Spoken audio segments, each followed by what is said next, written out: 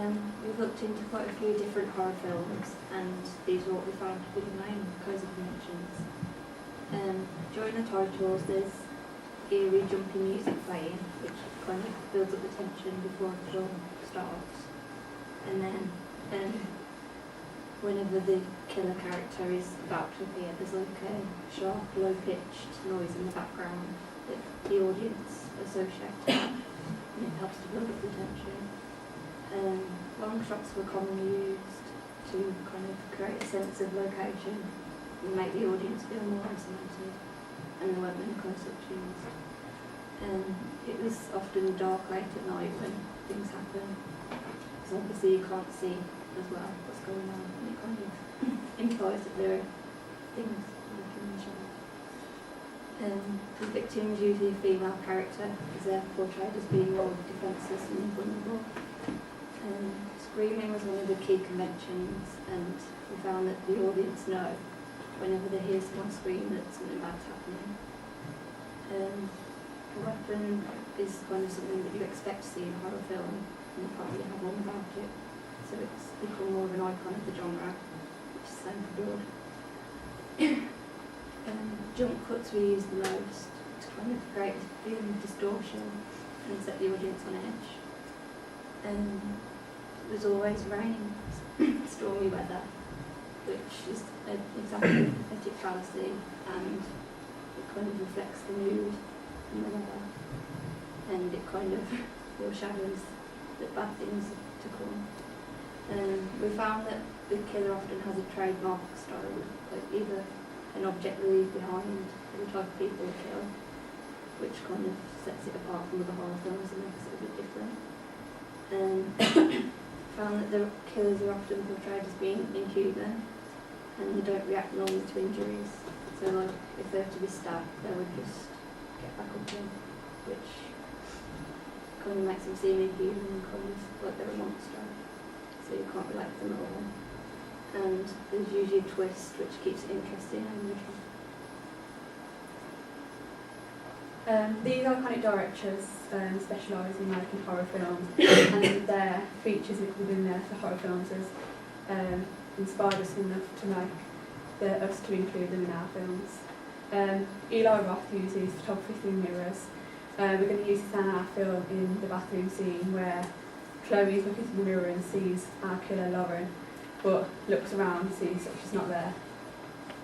John Carpenter, he uses a cheap scare. This is where all the characters, except for Chloe, sees a glimpse of Lauren, like a piece of her hair or a little giggle. Another one is a villain. In this case, Lauren is in our film. She's dead and does not show any emotional personality when she's killing the other characters. It creates a sense of paranormal. We all want the characters to feel, in our film, except for Chloe, to feel paranoid before they get killed. And finally, Wes Craven, he uses a strong female character. The strong female character in our film is going to be Chloe. Although she gets killed in the beginning of our film, she is the leader of the group of friends that we've got in our film, and she's the main one that causes Lauren to die. So the plot. We start off, well, the plot doesn't fit the same way that the opening does. So the beginning of the story would be that they are a very close group of friends, but Lauren's been cheating with Chloe's boyfriend, and this obviously causes them to fight. They then all plan to scare Lauren and inadvertently cause her death when she falls down the stairs. They all feel guilty, but due to Chloe bullying them, they tell no one. 1 month later, strange things start happening to all the other characters. They keep thinking they see Lauren, but they have no hard proof of this.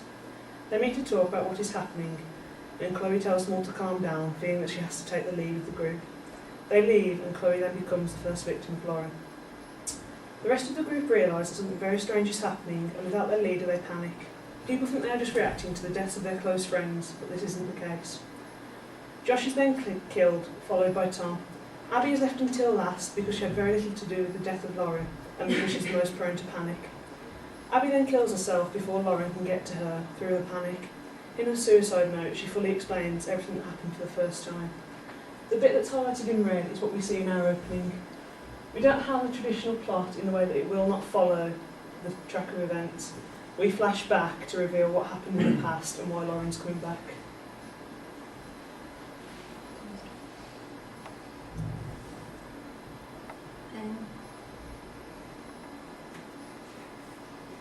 Lauren's the character closest to Eve.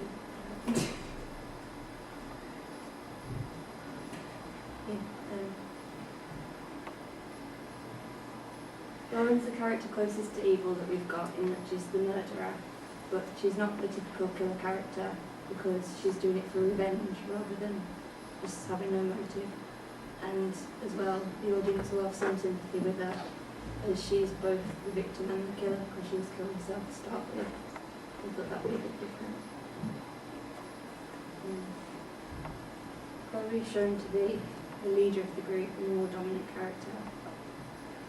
And when things start to happen, she's very disbelieving and tries to convince everyone they're overreacting. And she sort of acts as the voice of reason for both the other characters and the audience. And she kind of creates a calm atmosphere. But then when she's killed, it kind of highlights the fact that no one's safe, and it makes more fear.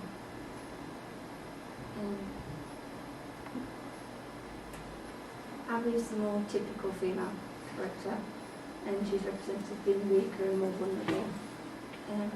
She doesn't cope very well with what's happening, and we've kind of made it so that you can see the tension building up inside of her. And the idea was that that behaviour would reflect onto the audience, and that they would feel more proud. Josh was the character that we tried to make similar to how we thought the audience would react in that kind of a situation. And he pretends that he's not afraid and puts on a brave front, but inside is really afraid of what's happening.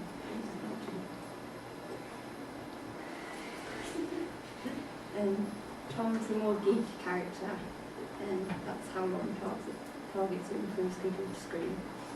And the idea was that he's very scientific and he likes to have rational explanation.